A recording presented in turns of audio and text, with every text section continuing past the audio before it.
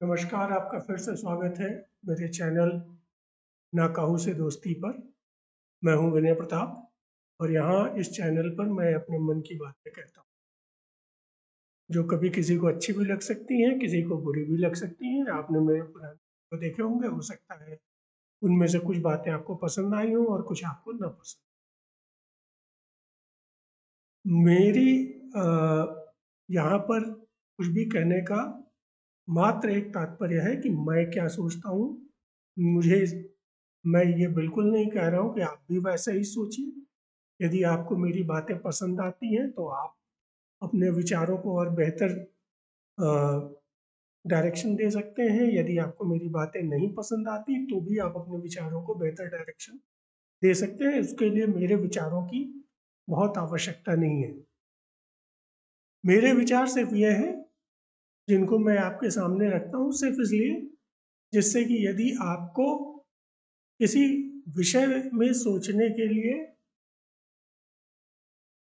कुछ food for thought चाहिए तो वो आपको शायद मेरे विचारों से मिल सके।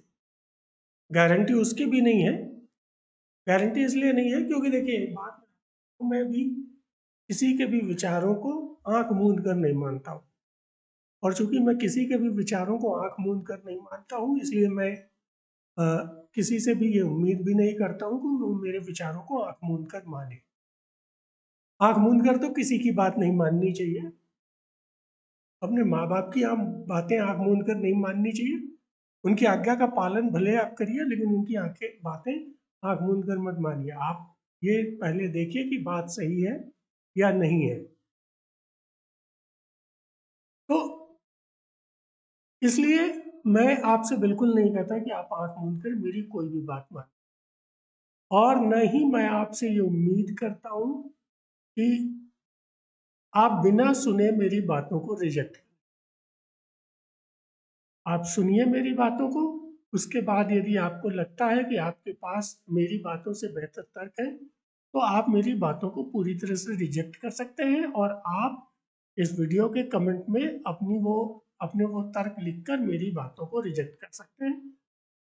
मुझे अ, उससे कोई भी दिक्कत नहीं है। क्यों? क्योंकि मैं यहाँ यूट्यूब पर सिर्फ एक तरफा बातें करने के लिए नहीं आया हूँ। मैं चाहता हूँ कि आप मेरे साथ विमर्श करें। और विमर्श, चूंकि आप वीडियो से विमर्श नहीं कर सकते, तो कम से कम अपने कमेंट से आप मेरे साथ विमर्श करें। जहां तक संभव हो सकेगा मैं आपकी बातों का जवाब अवश्य दूंगा। तो आज का जो विषय है वो अभी कुछ दिन पहले मेरे एक मित्र थे, उन्होंने ये बात उठाई थी, तो मैं आज वो बात आपके सामने रख देता हूँ। मेरे मित्र का ये पूछना था मुझसे कि क्या अडानी के इतना बड़ा बिजनेसमैन बनने के पीछे मोदी का कुछ हाथ है? तो जो मैंने उनको जवाब दिया वही मैं आज यहाँ पे कह रहा हूँ, करीब करीब वही, क्योंकि उस समय भी कोई लिखा हुआ नहीं पढ़ा था और आज भी कोई लिखा हुआ नहीं पढ़ रहा हूँ। लिखा हुआ मैं कभी नहीं बोलता हूँ, क्योंकि लिखने से क्या होता है कि मेरी इच्छा फिर होती है कि मैं उसको एडिट करूँ और एडिट करके उसको और बेहतर बनाऊँ। एडिट करके बेहतर बनाने में समस्या यह है कि वो फिर विचार पूर्णतया मेरे नहीं रह जाते, और बिना लिखा बोलता हूँ तो विचार पूर्णतया मेरे होते हैं। इसलिए मैं अब शुरू करता हूँ कि मैंने अपने मित्र से कहा क्या। मैंने अपने मित्र से कहा कि बिना मोदी के सहयोग के भारत का नंबर 1, नंबर 2, नंबर 3 या नंबर 10वें तक का बिजनेसमैन बनना संभव भी नहीं है। मैं यहाँ मोदी की बात नहीं कर रहा हूँ। जब मैं शब्द मोदी कह रहा हूँ तो मैं इस समय भारत के प्रधानमंत्री और इसके पहले गुजरात के चीफ मिनिस्टर की बात कर रहा हूँ। किसी भी प्रदेश का चीफ मिनिस्टर हो या भारत का प्रधानमंत्री, बिना उसके सहयोग के किसी भी बिजनेस का एक लेवल से ऊपर जाना लगभग असंभव। मैं ऐसा क्यों कह रहा हूँ? क्योंकि पुराना इतिहास भी यदि आप देख लीजिए तो बजाज के पढ़ने में या टाटा के पढ़ने में या बिरला के पढ़ने में नेहरू, इंदिरा वगैरह का काफी हाथ रहा है। एक जमाने में ये जो कम्युनिस्ट आज बात करते हैं कि अ, मोदी और मोडानी जैसे शब्दों का प्रयोग करते हैं, या मोदी और अडानी के संबंधों के ऊपर सवाल उठाते हैं, यही एक जमाने में नेहरू और टाटा, नेहरू और बिरला, नेहरू और बजाज, इनके संबंधों पर सवाल उठाते थे। तो मैं ये ऐसा क्यों कह रहा हूँ कि बिना मोदी या बिना किसी प्राइम मिनिस्टर या बिना किसी चीफ मिनिस्टर के सहयोग के भारत में कोई भी बिजनेसमैन एक लिमिट से ऊपर नहीं जा सकता। तो यदि आप थोड़ी सी सच्चाई पता करने की कोशिश करेंगे तो आपको पता चलेगा कि भारत में जो बिजनेसमैन होते हैं, जो छोटे से शुरू करते हैं और धीरे धीरे बड़े होते चले जाते हैं, एक लिमिट के बाद वो अपने बिजनेस को बढ़ाना पसंद नहीं करते। क्यों नहीं पसंद करते? क्योंकि एक लिमिट के बाद उस बिजनेस का बढ़ना यकाएक सरकार की उसके ऊपर दृष्टि डाल देता है, उस बिजनेस के ऊपर दृष्टि डाल। और भारत एक सोशलिस्ट देश है मानसिक रूप से।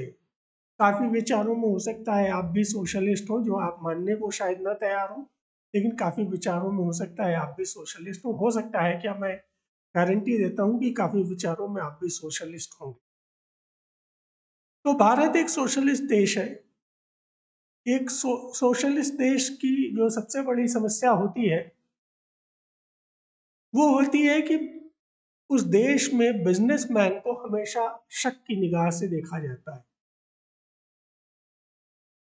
भारत एक मिक्स्ड इकोनॉमी है, इसलिए यहाँ पे प्राइवेट सेक्टर जो है वो वेल्थ क्रिएट करता है, और सरकार उससे उस वेल्थ को टैक्स के रूप में लेके उसका डिस्ट्रीब्यूशन करती है to bring in the socialist utopia. उस सोशलिस्ट यूटोपिया को लाने के लिए सरकार जो है बिजनेसमैन के जेब से पैसे निकाल के बांटती है। मैं ये नहीं कहता हूँ कि बिजनेसमैन को सरकार से कोई फायदे नहीं होते, इसलिए सरकार को बिजनेसमैन से पैसा लेने की जरूरत नहीं। बिल्कुल, लॉ एंड ऑर्डर मेंटेन करना, देश में एक स्टेबिलिटी ले आना, देश की सिक्योरिटी को मेंटेन करना, ये सभी चीज़ें ऐसी हैं जिसके कारण एक बिजनेसमैन सुकून से बिजनेस कर सकता है, और इसलिए सरकार को उस बिजनेसमैन से इन सभी कार्यों की फीस लेने की पूरी छूट होनी चाहिए। और टैक्स को मैं उसी रूप में देखता हूँ कि सरकार जो भी कार्य आपके लिए परफॉर्म करती है उसके ऊपर एक फीस लेती है। तो ये जो सोशलिस्ट देश हैं इनकी समस्या क्या होती है कि चूंकि भारत एक मिक्स्ड इकोनॉमी है, यहाँ बिजनेसमैन से कहा जाता है कि आप वेल्थ क्रिएट करो, उस वेल्थ को सरकार बांटेगी, परंतु उस बिजनेसमैन को हमेशा शक की निगाह से भी देखा जाता है। आप कहानियां पढ़ लीजिए, आप प्रेमचंद से शुरू करके और आज तक के जितने भी ऑथर्स हैं, हिंदी में अंग्रेजी में, इंडियन ऑथर्स, उनकी सभी कहानियां पढ़ लीजिए, आप फिल्में देख लीजिए, आप नेताओं के बयान सुन लीजिए, आप यहाँ तक कि फिल्मों में जो लोग लाखों करोड़ों कमाते हैं उनके भी बयान सुन लीजिए। सभी को बिजनेसमैन के ऊपर शक होता है, और ये हमारी घुट्टी में घोल कर पिलाया गया है कि बिजनेसमैन पर शक करो क्योंकि वो तो सबके साथ धोखा करता है, या वो केवल अपने फायदे के लिए सब कुछ करता है, वो केवल अपने पैसे कमाने के लिए सब कुछ करता है। तो एक सोशलिस्ट देश में जहाँ पे सरकार बहुत ज्यादा पावरफुल होती है, वो क्या करती है कि वो कानून बनाती है इन बिजनेसमैन के ऊपर कंट्रोल करने का, क्योंकि उसको हमेशा ये डर बना रहता है कि ये बिजनेसमैन अपना वेल्थ कमाने के चक्कर में देश की जनता को, देश की सरकार को, देश को एज सच नुकसान नुकसान पहुंचा सकते हैं। इसलिए वो इन बिजनेसमैन के ऊपर निगाह रखने के लिए, इनके ऊपर कंट्रोल करने के लिए तरह तरह के रेगुलेशंस बनाती है, जिनके लिए आजकल एक नया शब्द यूज होता है, कंप्लायंस। नए नए रेगुलेशंस बनाती है। उन नए रेगुलेशंस के कारण देश में बिजनेसमैन के लिए बिजनेस करना मुश्किल होता चला जाता है, और जो बिजनेस जितना बड़ा होता जाता है उसके लिए बिजनेस करना उतना ही मुश्किल होता जाता है इन कंप्लायंसेस के कारण, क्योंकि कॉम्प्लिकेटेड हो जाता है बिजनेस करना।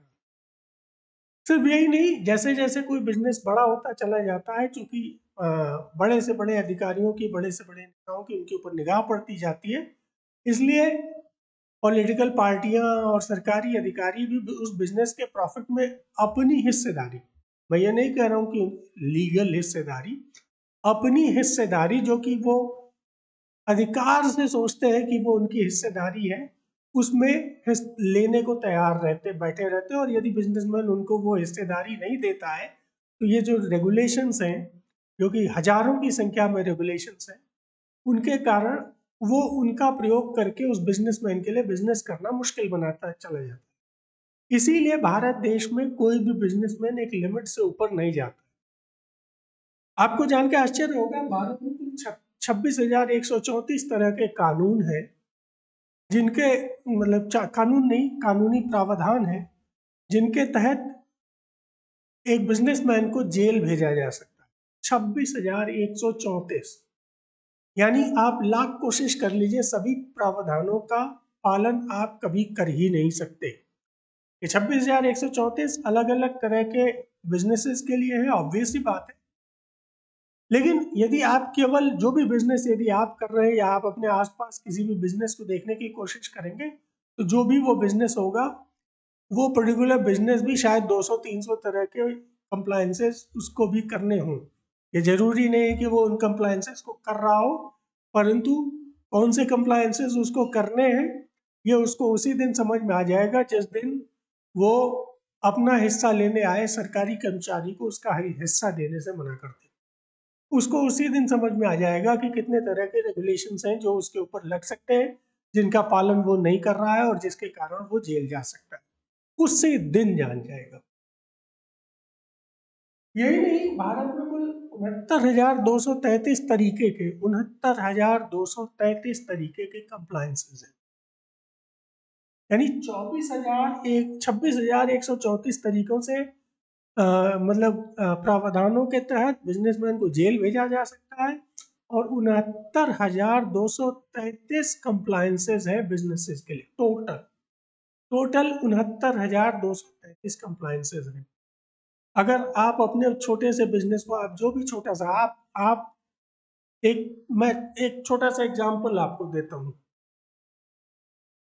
मैं एक दिन एक पान की गुमटी के पास खड़ा था। मैं वहीं पर खड़ा होकर अपनी मोटरसाइकिल का पंक्चर बनवा रहा था।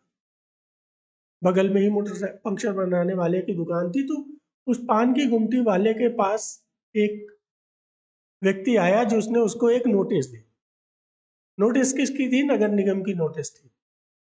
उस नगर निगम की नोटिस में, देखिए, मैं ये नहीं कहता हूँ कि पान की गुमटी वाले को अपने पान की गुमटी कहीं भी लगाने का अधिकार है, परंतु नगर निगम वाले ने जो उसमें गुमटी वाले को जो नोटिस दी, उसमें जो शब्द प्रयोग हुआ था वह था अपराधी। अपराधी को नोटिस दी जा रही थी। अपराधी यानी क्रिमिनल। पान की गुमटी को कहीं लगाना, कुछ कहीं पर ऐसा व्यापार करना, मैं उसको सिविल रॉन्ग मान सकता हूँ। मैं कह सकता हूँ, मैं इस बात से सहमत हो सकता हूँ कि आप उसके ऊपर जुर्माना लगा सकते हैं, उसके उसके आर्थिक स्थिति के अनुसार उसके ऊपर जुर्माना लगा सकते हैं, परंतु उसको अपराधी कहना कहाँ तक सही है? और यदि वह उस नोटिस का पालन नहीं करता है, तो चूंकि आपने उसको अपराधी कह दिया है, इसलिए सजा के तौर पर अल्टीमेटली वो जेल में जा सकता है, या उसके ऊपर पीनल जुर्माना, पीनल फाइन लग सकता है। देखिए, जुर्माना और पीनल जुर्माना दोनों में अंतर होता है। पीनल जुर्माना जो है अपराधी पे लगता है। अपराधी पे पीनल जुर्माना जो होता है वो सामान्य जुर्माने से कई गुना अधिक होता है। और इसीलिए मैं ये मानता हूँ कि ये जो कंप्लायंसेज है, 69,233 के कंप्लायंसेज हैं, ये भारत में बिजनेस करना लगभग असंभव बनाते हैं। तो यदि कोई बिजनेसमैन एक लिमिट से ऊपर बढ़ रहा है और इन कंप्लायंसेस का पालन कर रहा है, तो यकीन मानिए वो सभी कंप्लायंसेस का पालन नहीं कर रहा है। तो फिर वो बच कैसे रहा है इन कंप्लायंसेस के पालन किए बिना? वो इन कंप्लायंसेस का पालन किए बिना एक लिमिट तक अधिकारियों की सहायता से बचता है, क्योंकि वो अधिकारियों की जेबें गर्म करता रहता है। इसलिए वो अगर कंप्लायंसेस का पालन नहीं करता है तो वो भी बचता है। और एक हद के बाद जो सरकारें होती हैं वो उस बिजनेसमैन के पीछे खड़ी हो जाती हैं, और तब वह यदि कंप्लायंसेस का पालन नहीं भी कर रहा होता है, कई तरह के कंप्लायंसेस हैं जिनका जिनका पालन करना, सभी कंप्लायंसेस का पालन करना लगभग असंभव है, मैं ये कह रहा हूँ। और चूंकि वो असंभव से कंप्लायंसेस का वो पालन नहीं करता है, लेकिन चूंकि सरकार उसके पीछे खड़ी है इसलिए वो आगे बढ़ता रहता है। मैं इसके पीछे हमेशा भ्रष्टाचार, हाँ, सरकारी अधिकारी जब तक उसके पीछे खड़ा है मैं मानता हूँ कि वो शुद्ध रूप से भ्रष्टाचार है। हाँ, कभी कभी दोस्ती में भी खड़े होते हैं, पहचान में भी खड़े होते हैं, तब आर्थिक भ्रष्टाचार वो नहीं है, परंतु कंप्लायंसेस का पालन तब भी नहीं हो रहा। तो यदि आप भ्रष्टाचार को कानूनों के पालन से जोड़ेंगे तो भ्रष्टाचार है, परंतु यदि आप भ्रष्टाचार को आर्थिक भ्रष्टाचार से जोड़ेंगे तो मैं इसको भ्रष्टाचार नहीं मानता, और मैं केवल आर्थिक भ्रष्टाचार को ही भ्रष्टाचार मानता हूँ। या किसी बिजनेस, मतलब आर्थिक भ्रष्टाचार यानी या तो पैसा लिया जाए या पैसा कमाने को मुश्किल बनाया जाए, इन दोनों को मैं भ्रष्टाचार मानता हूँ। तो एक लिमिट के ऊपर जब बढ़ जाता है कोई बिजनेसमैन, तो सरकारी अधिकारियों को लगता है कि इसके कमाई में मेरा हिस्सा बढ़ गया, और उस समय सरकार का उसके पीछे खड़ा होना उस बिजनेसमैन को इन सरकारी अधिकारियों के जाल से बचाता है।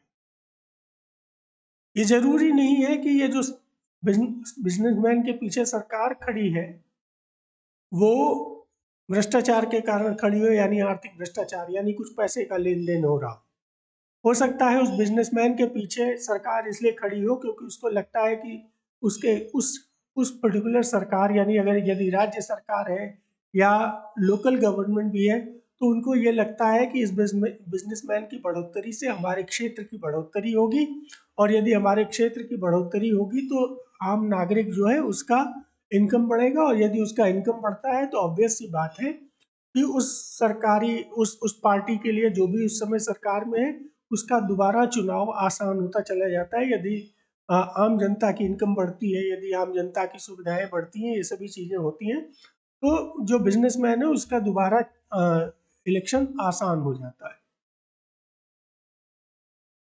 तो यही इसी तरह की कुछ स्थिति में मोदी और अडानी के बीच भी मानता हूं कि मोदी और अडानी के बीच का जो टोटल गठजोड़ है वो यही है। लेकिन ये कहना कि मोदी अडानी के ग्रोथ के पीछे मोदी नहीं है, मैं ये बिल्कुल नहीं मानता। हाँ, मैं एक चीज और जरूर कहता हूँ कि अडानी की रीसेंट जो बढ़ोतरी आप देख रहे हैं उसके पीछे ये जो विपक्ष है, खासतौर पे राहुल जी हैं, इनका बहुत बड़ा हाथ है। अब आप पूछेंगे कैसे इनका बहुत बड़ा हाथ है।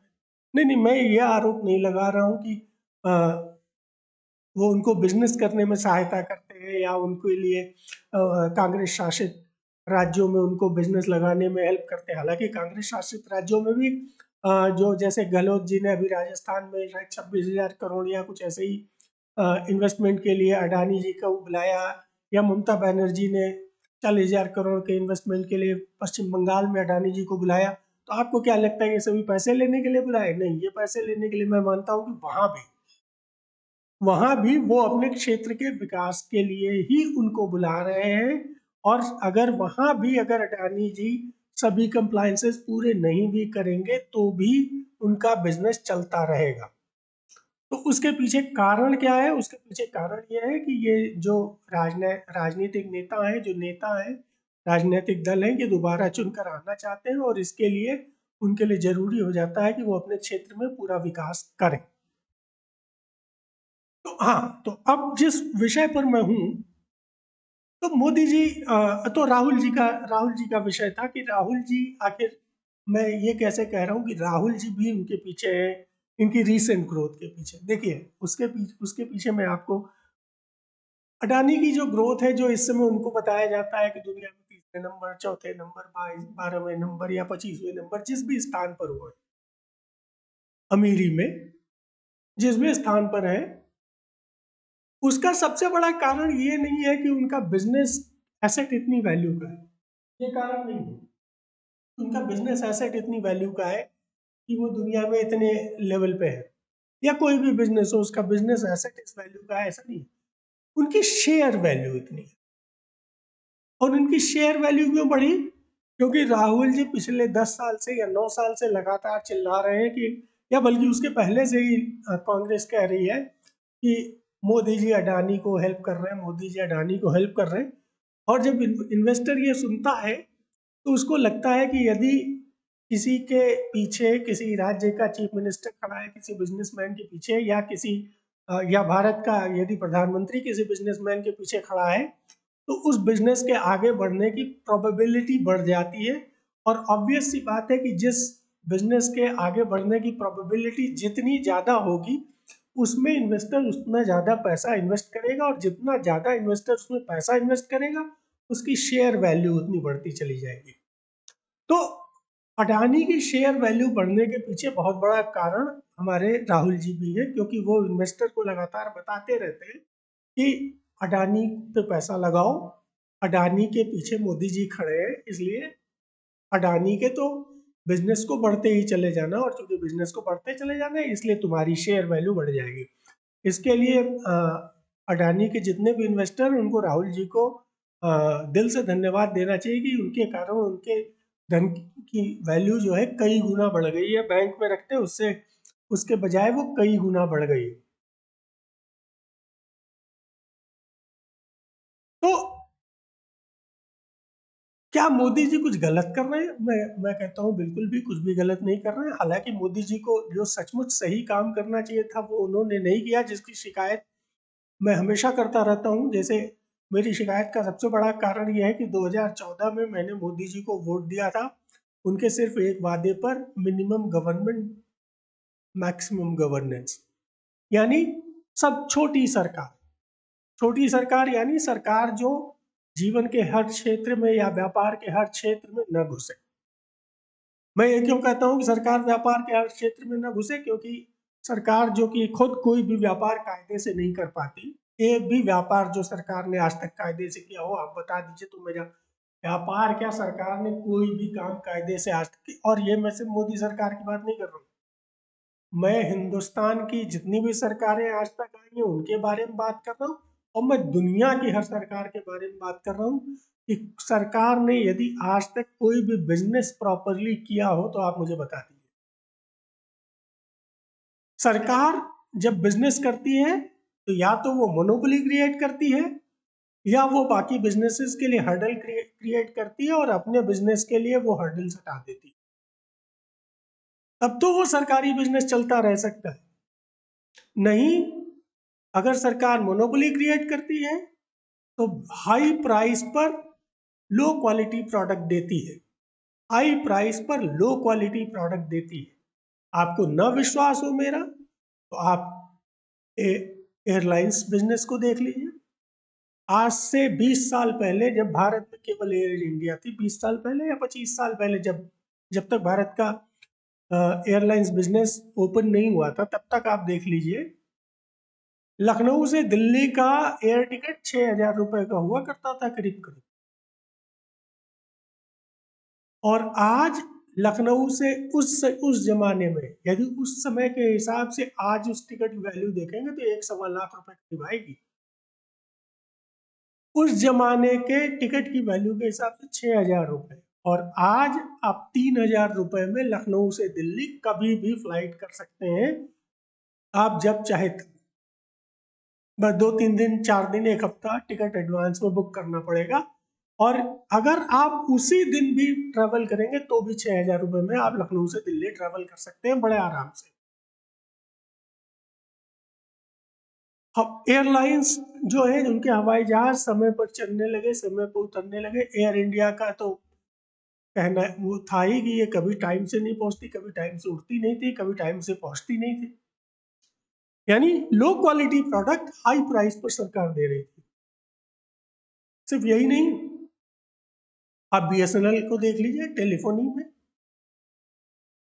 सालों लग जाते थे आपको टेलीफोन कनेक्शन मिलने में, सालों लग। आपके टेलीफोन में अगर कोई गड़बड़ी आ गई और आप जाते थे तो आप उनसे भैया बाबू करके या तो चिरौरी करिए या उनको जेब गरम करिए, या फिर वो अपनी मर्जी से आएंगे जब उनका मन करेगा, 1 हफ्ते पे, 15 दिन पे, 1 महीने पे, या कभी कभी नहीं भी आएंगे जब तक आप उनकी जेब में गर्म करें। हर साल के हर त्योहार के दिन वो अपनी त्योहार ही लेने जरूर आ जाएंगे। और कुछ बिजनेसेस जो अभी भी सरकार कर रही है उसमें आपको पता है कि उनमें अब अभी भी त्योहारी लेने वो चले आते हैं। साल के हर त्योहार पे भले ही आप हजारों रुपया दे रहे हो उस पर्टिकुलर सर्विस के लिए, लेकिन वो अपनी त्योहारी हक से लेने चले आते हैं, उनको लगता है कि ये उनका हक है। तो सरकार जब भी बिजनेस करेगी वो, और वो या तो मोनोपोली क्रिएट करेगी या अपने बिजनेस को बढ़ाने के लिए दूसरे बिजनेसेस के लिए प्रॉब्लम क्रिएट करेगी। अदरवाइज अगर कॉम्पिटिटिव बिजनेस में सरकार आएगी तो वो सरकार कभी भी बिजनेस नहीं कर पाएगी। ये आपको क्या बताता है? ये आपको बड़ी छोटी सी बात बताता है। वो ये बात है कि सरकार को बिजनेस करना नहीं आता। सरकार को नहीं समझ में आता है कि बिजनेस क्या चीज होती है और कैसे किया जाता है।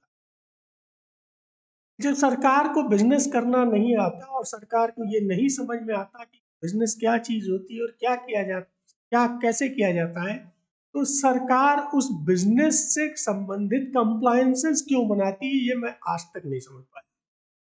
ये जो कंप्लायंसेस होते हैं जो कि बिजनेस पे रोक लगाते हैं, ये वो बाबू बनाते हैं, बाबू यानी आईएएस अधिकारी, ये वो बाबू बनाते हैं जिनको बिजनेस का बी भी नहीं पता।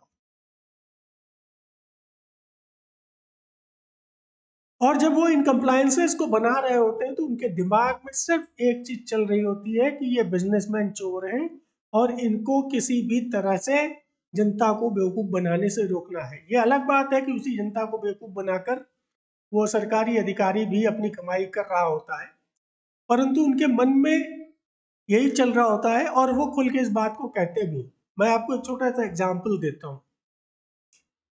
मैं एक छोटा सा बिजनेस करने जा रहा था जिसके लिए एक फॉर्म की जरूरत पड़ती है, कंप्लायंस के लिए ही, मतलब कुछ सामान मंगाना था तो उसके लिए कुछ फॉर्म की जरूरत थी। उसके लिए मैं एक सरकारी ऑफिस में गया। मैं आपको सरकारी ऑफिस का नाम नहीं बताऊंगा। तो मैं उस सरकारी ऑफिस में गया तो मुझे वो फॉर्म चाहिए था। उस फॉर्म की कोई कीमत नहीं, वो फ्री में मिलता है।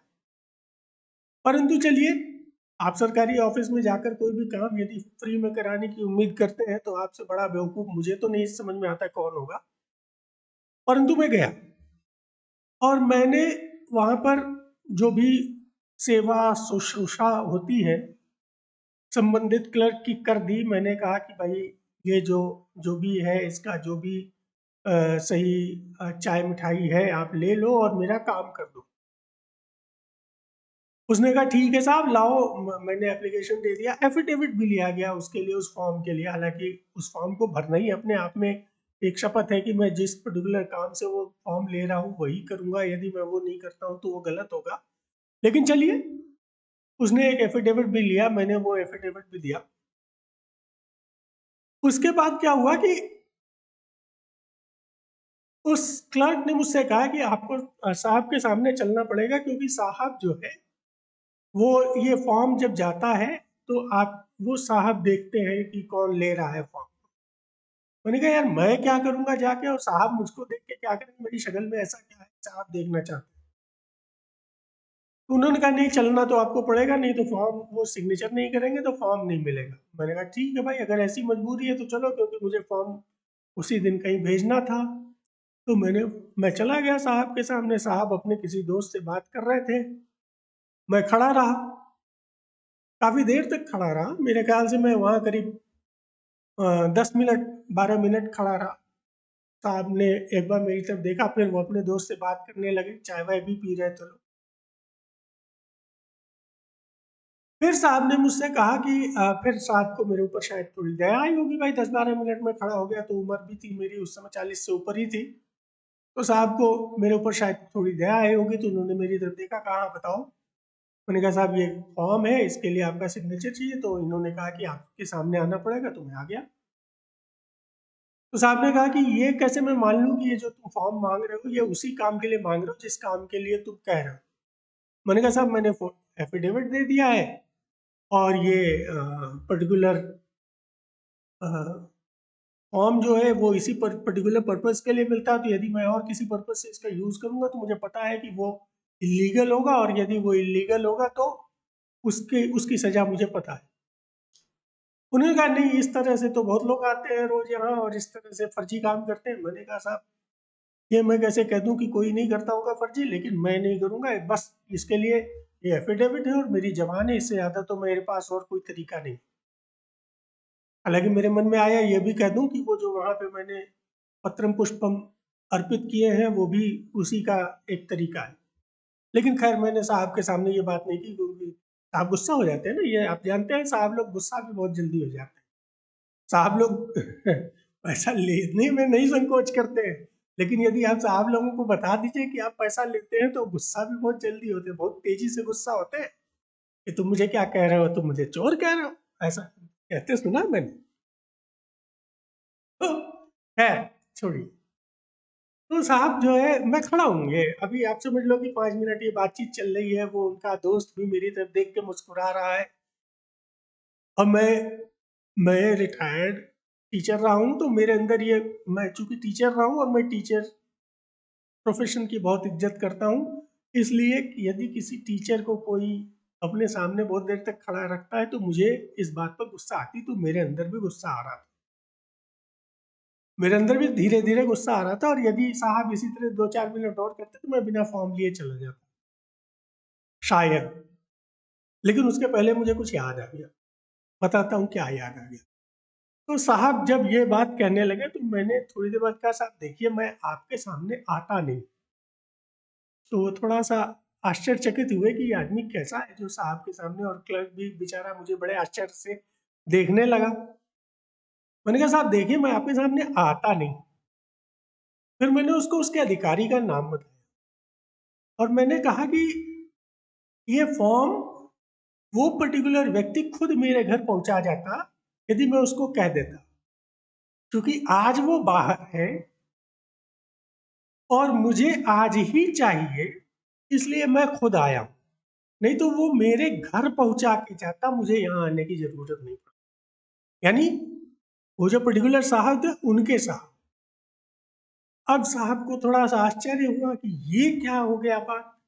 उन्होंने पूछा कि आप उनको जानते हैं।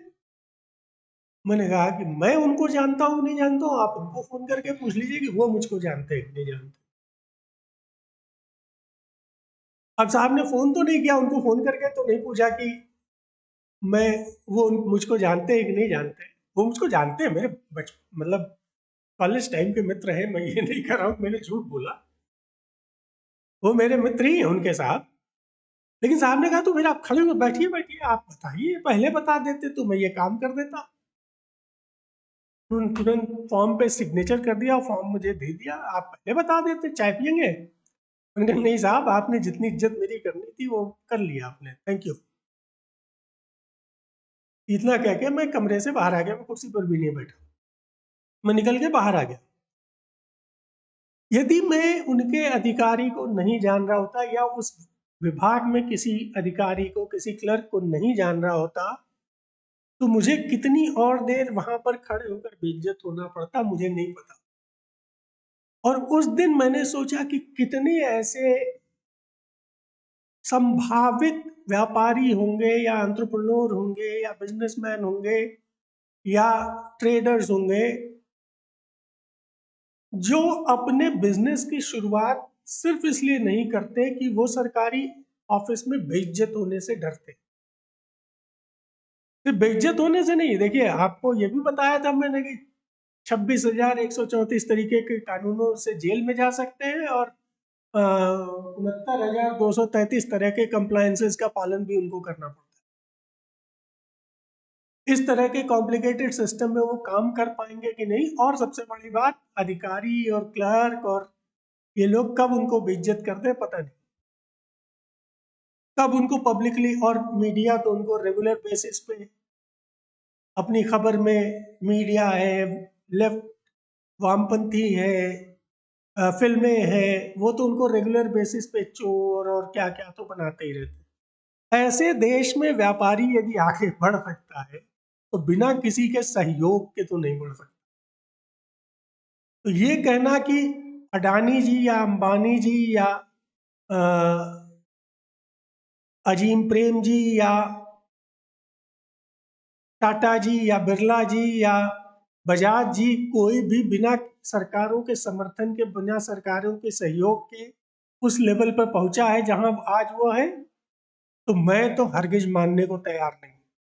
क्योंकि जितने तरह के कंप्लायंसेस हैं वो जीवन में कभी पूरे नहीं कर सकते, संभव नहीं है।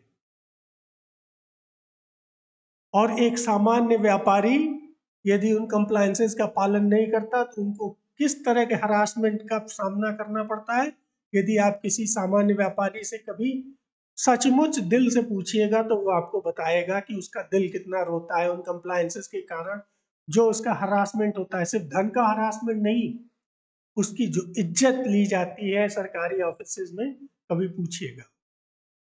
तो इसलिए मैं ये कभी नहीं मानने को तैयार हूँ कि बिना मोदी जी के सहयोग के अडानी जी यहाँ पहुंचे, परंतु मैं यह भी नहीं मानने को तैयार हूँ कि बिना राहुल जी के सहयोग के अडानी जी इतने अमीर बने। और मैं यह भी नहीं मानने को तैयार हूँ कि बिना अडानी जी और अंबानी जी के ये देश इतना तरक्की कर जाएगा कि भारत जो आज की तारीख में लो इनकम कंट्री है, वो कभी मिडिल इनकम कंट्री होने का सपना भी देख सकता है। आपको इस देश में एक दो अंबानी अडानी नहीं, आपको इस देश में सैकड़ों अंबानी और अडानी चाहिए यदि आप इस देश को मिडिल इनकम कंट्री बनाना चाहते हैं। और वह तभी संभव है जब सरकारें इन बिजनेसमैन को सपोर्ट करें। ये जो आजकल आप लोग एक नए नए शब्द सुन रहे हैं ना, स्टार्टअप्स और ये सब, ये बिना सरकार, बिना सरकार के सहयोग के नहीं आगे बढ़ सकते। ठीक है, आप कहते हो कि सरकार की बहुत सी स्कीमें हैं, उनमें ठीक है, आप कहते हो वो स्कीमें जो मोदी सरकार लाई है, मोदी सरकार की वो जो स्कीमें स्टार्टअप्स वगैरह को हेल्प करने की ना, वो भी सरकारी अधिकारियों और नेताओं की दया पर ही है कि किसको मिलेगी और किसको नहीं मिलेगी।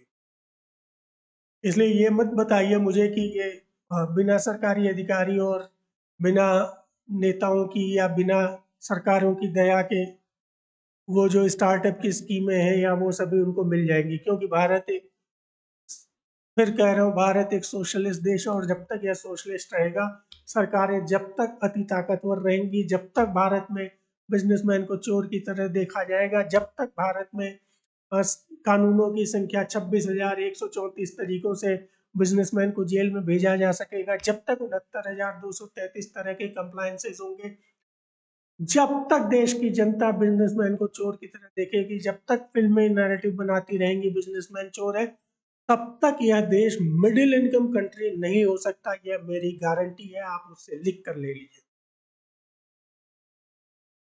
तो मोदी जी से सिर्फ इतनी सी प्रार्थना है कि भैया आप अडानी को जितना सपोर्ट करना है करो, मुझे कोई दिक्कत नहीं है। देश की ज़्यादातर जनता को कोई दिक्कत नहीं, दिक्कत अगर है तो राहुल जी को है, क्योंकि अडानी जी का ज़्यादातर चंदा मोदी जी को मिल जाता है, मोदी जी की पार्टी को, यानी बीजेपी को मिल जाता है और कांग्रेस को कम मिलता है, इसलिए राहुल जी को दिक्कत है। लेकिन राहुल जी के कारण ही उनकी शेयर वैल्यू बढ़ गई। लेकिन खैर छोड़िए, आपको जितना करना है, लेकिन कम से कम वो 2014 का अपना मिनिमम गवर्नमेंट का वादा पूरा कर दीजिए, क्योंकि आपका सहयोग बड़े बिजनेसमैन को हो सकता है मोदी जी, राहुल जी का भी सहयोग बड़े बिजनेसमैन को हो सकता है, परंतु वो जो छोटा बिजनेसमैन है ना, उसको आपके अधिकारी कैसे पीसते हैं कभी पूछिएगा। और जब तक वो छोटा बिजनेसमैन कायदे से बिजनेस नहीं कर पाएगा, भारत में बड़े बिजनेसेस बढ़ेंगे नहीं। बड़े बिजनेस, यही छोटे बिजनेस आज नहीं तो कल बड़े बिजनेस बनेंगे, यदि आपके सरकारी अधिकारी, आपके कंप्लायंसेस, आपके लॉज उनको बड़ा बनने दें। धन्यवाद। तो ये था आज का मेरा विचार। आपको अच्छा लगा, बुरा लगा, आप इसके ऊपर अपनी राय पूरी तरह से दीजिए। यदि आप इस तरह के वीडियो और देखना चाहते हैं तो ये जो स्क्रीन पर आपके UPI ID दी हुई है या जो QR कोड दिया हुआ है, इसके द्वारा आप हमें सहयोग भी कर सकते हैं। इस तरह के सहयोग के लिए हम आपको अभी से धन्यवाद दे देते हैं। लेकिन एक काम तो ज़रूर करिए, इस चैनल को लाइक करिए, सब्सक्राइब करिए और ज़्यादा से ज़्यादा लोगों के बीच में शेयर करिए यदि आपको मेरी बात अच्छी लगी तो भी, और यदि आपको मेरी बात अच्छी नहीं लगी तो भी इसको शेयर करिए, लोगों को बताइए कि ये कितनी गलत बात कह रहा है। और यदि अच्छी लगी तो बताइए कि ये व्यक्ति कुछ कुछ ठीक बात कह रहा है, कुछ कुछ। मैं ये भी नहीं कहता हूँ कि मैं 100% सही हूँ, मैं लेकिन सिर्फ वो बोल रहा हूँ जो मुझे लगता है। मैं ये भी नहीं जानता कि मैं सब कुछ जानता हूँ कि नहीं जानता हूँ, मुझे नहीं मालूम। मैं सब कुछ जानता भी नहीं, कोई भी सब कुछ नहीं जान सकता। मैं शायद ज़्यादा भी नहीं जानता, मुझसे ज़्यादा जानने वाले बहुत लोग हैं। इसलिए आपकी मर्जी, लेकिन लाइक सब्सक्राइब और शेयर जरूर कर दीजिएगा। इसके लिए मैं आपसे बार बार रिक्वेस्ट करूँगा। धन्यवाद, नमस्कार।